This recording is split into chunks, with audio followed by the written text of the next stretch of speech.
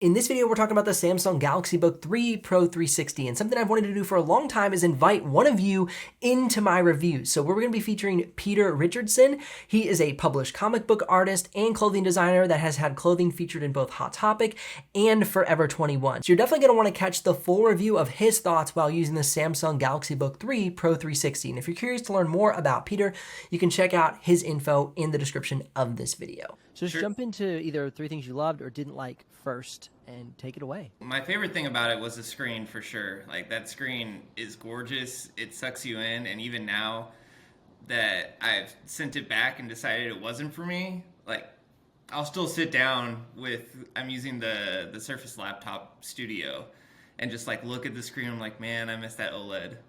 I really do. And the 3K too, it was so sharp. It was beautiful. It sucks you in. The color accuracy was great.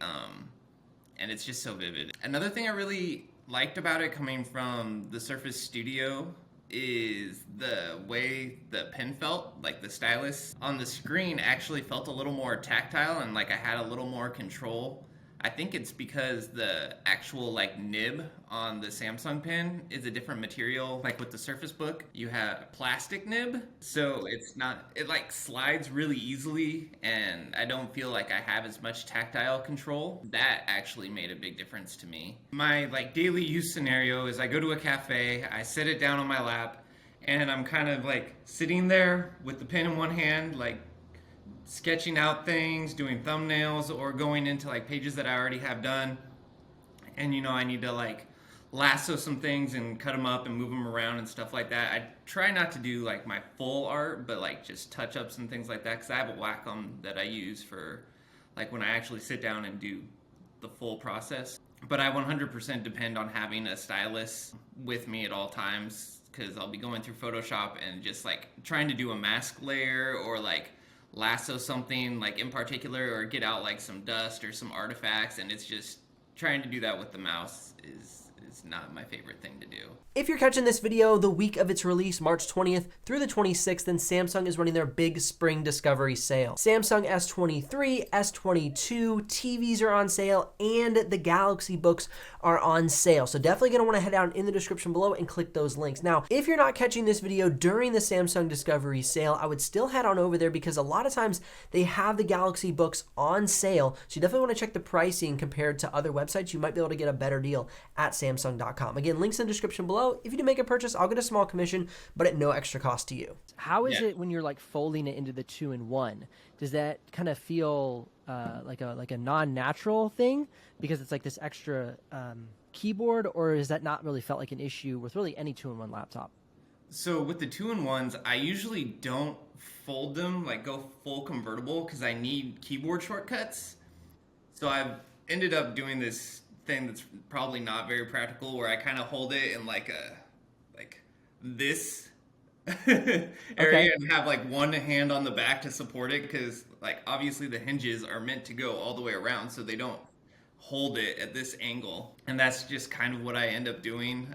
On the Surface Studio, it's even funnier because it can come forward, so I have it kind of forward and my hand like underneath, trying to like memorize where all my keys are. Being able to separate the keyboard would allow you to kind of set the keyboard down and then have the screen sketching, and then maybe like having your shortcuts on a keyboard. Yeah, so it's not the perfect setup. True. The dream was back before they made the studio laptop, when they had the Surface Book and it detached.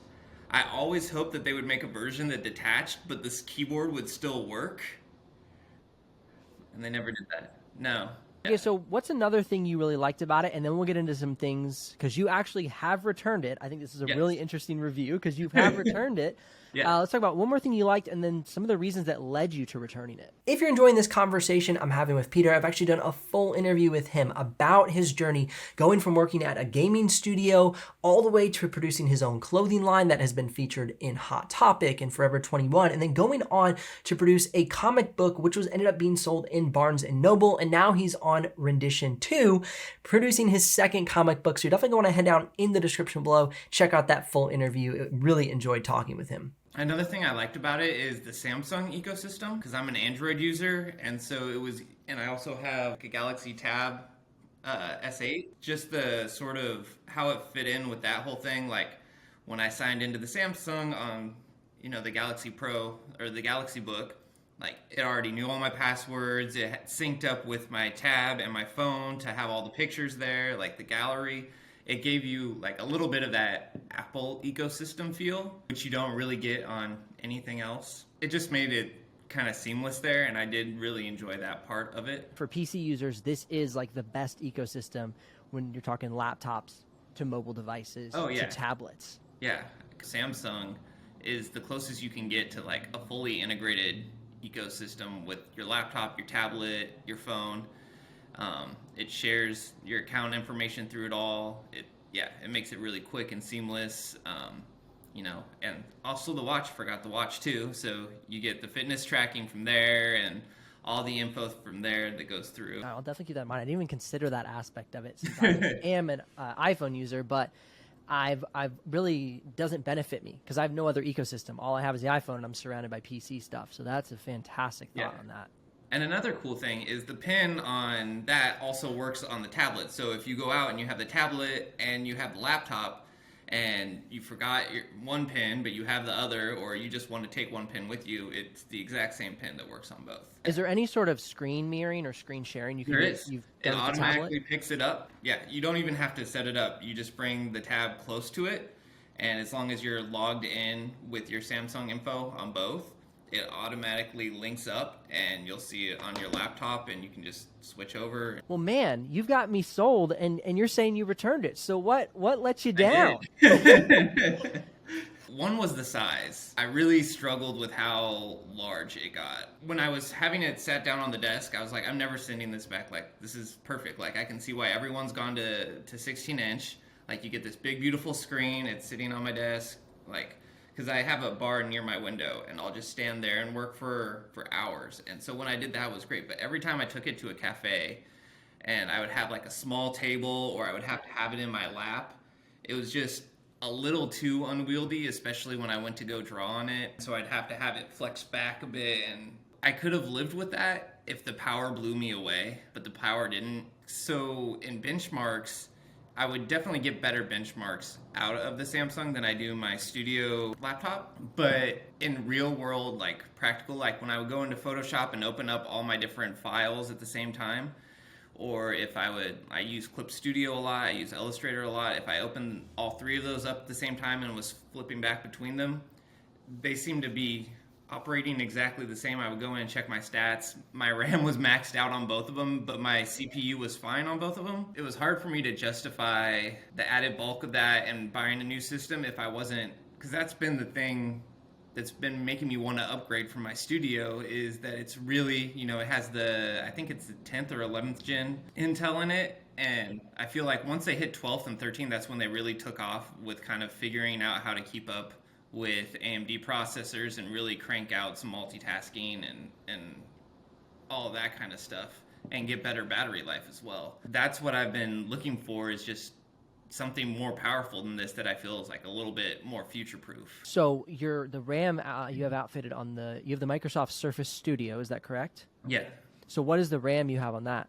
16 as well. 16, but for some reason, when you got the 16 in the Book3 Pro 360, you're not seeing that RAM being utilized as well as with your Surface Studio. It was about the same. Okay. Honestly. Okay, Like, so it was about the same. for- It didn't give you that upgrade you were looking for. Yeah. Got And it. I'm sure it's probably different if you're using like different programs, but as far as like like Photoshop, Illustrator, Clip Studio, I'll do some Flash animation, I guess Adobe Animate, that kind of stuff. So I'm not doing any like video editing. So maybe you'd see some larger improvements there. As far as my core workflow, I didn't see any sort of improvement. There was some files that would chug on my studio that I was hoping, maybe if I bring them up on the Samsung, like this workflow would go smoother, and it was pretty much the same result. So you're running multiple apps, about 4 to 5 it sounds like at the same time, maybe 6 if you throw on Spotify or some Apple Music. And at that level of 6 apps at once, the 32 gigs of RAM started to lag, because 16. I'm sure. Sorry. Woo, Oh, yeah, yes, 16 gigs of RAM.